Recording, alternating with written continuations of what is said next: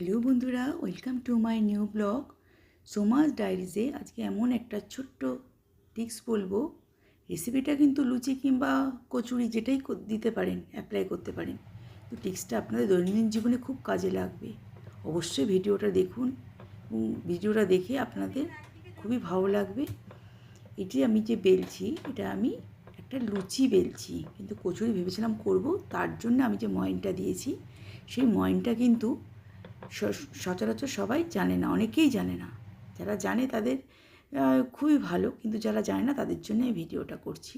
অবশ্যই ভিডিওটা দেখুন এবং আপনারা করে খান। তারপরে আমি লাইক শেয়ার জন্য আমি ভিডিওটা করছি না। যদি ভালো লাগে অবশ্যই কমেন্ট লিখলে ভালো লাগবে। দেখছেন কত বেলুনের মতন ফুলে যাচ্ছে, এবং প্রতিটা আমি এখানে 14টার মতন করেছিলাম লুচি, কিন্তু এত বড় বড় সব বেলুনের মতন ফুলে যাচ্ছে এবং টেস্টটা অত্যন্ত সুন্দর হয়েছিল।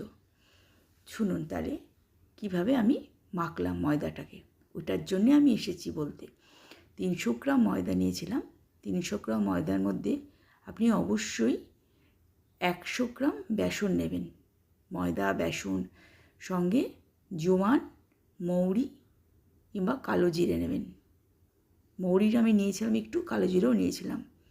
মৌরিটাকে একটু নেওয়ার সময় একটু ক্রাশ করে নেবেন, মানে মিক্সারে একবার ঘুরিয়ে নেবেন, একটু হালকা করে ঘুরিয়ে ছেড়ে দেবেন, জাস্ট মানে ভেঙে যাবে দানাটা।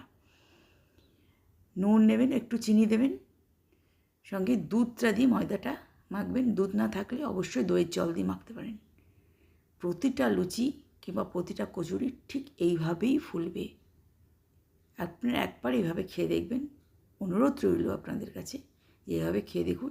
আমার খুবই ভালো লেগেছে এবং রেসিপিটা আমি জীবনে প্রথমবার করলাম, তাই শেয়ার করলাম। যদি আপনাদের জানা থাকে অবশ্যই কমেন্টে লিখুন। আর যারা জানেন না তারা অবশ্যই করে খান। একটা লুচি কিংবা পরোটাই করুন, কিংবা কচুরিটা বা লুচিটার জন্যই আমি বলছি মেন। পরোটাও খুব ভালো হবে, পরোটা আমি করিনি, খুবই ভালো হবে।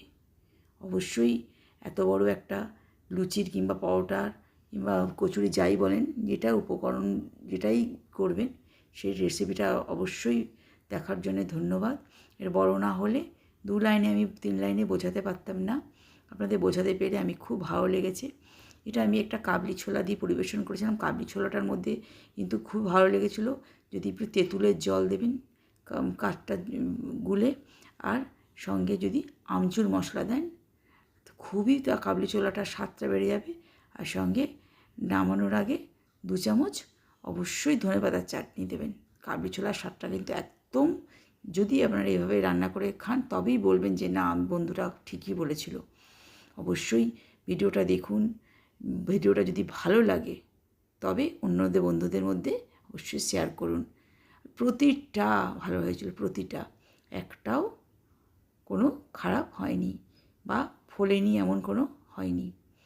আর এটা আমার মেয়ে ছাড়ছে, মেয়ে আমার ছাড়তে পারছে না, হাতে ছ্যাঁকা লেগে যাচ্ছে বলে আমি এই ভিডিওটা কাটিনি, আপনাদের দেখালাম। ও প্রথম করছে বলে। যাই হোক, খুবই ভালো লাগলো আপনাদের সাথে এইটা শেয়ার করে। দেখুন কত বড় বড় সব হয়েছে, ফোলা ফোলা একটাও, আর মুচমুচে, ফোলা ফোলা না, শুধু মুচমুচে, খাওয়া সোটা ফোটা কিচ্ছু দিইনি। বন্ধুরা অবশ্যই করবেন। গরম গরম এরকম লুচি বা কচুরি একদম দোকানেও পাবেন না, একমাত্র বাড়িতেই সব পাওয়া যায়। খেয়ে দেখবেন। অবশ্যই এই ভিডিওটা বার করে অবশ্যই আমাকে কমেন্ট একটা করবেনই তখন আমার কিন্তু খুব ভালো লাগে বন্ধুরা। অবশ্যই পুরো ভিডিওটা দেখার জন্য অসংখ্য ধন্যবাদ। আপনাদের হোলি খুব ভালো কাটুক। একটা হোলি তো কেটে গেছে। যদি এই পরের দিনের হোলি রেসিপি যদি করতে চান, সন্ধেবেলা অবশ্যই এটা বানিয়ে ফেলুন। খুব বেশি উপকরণ লাগবে না, আর তেলও খুব বেশি টানবে না। এটা কাবলি ছোলা এরকম আর ধনেপাতার চাটনি দিয়ে পরিবেশন করেছিলাম। রেসিপিটা খুব জমে গেছিলো। ভালো থাকুন, সুস্থ থাকুন, নমস্কার।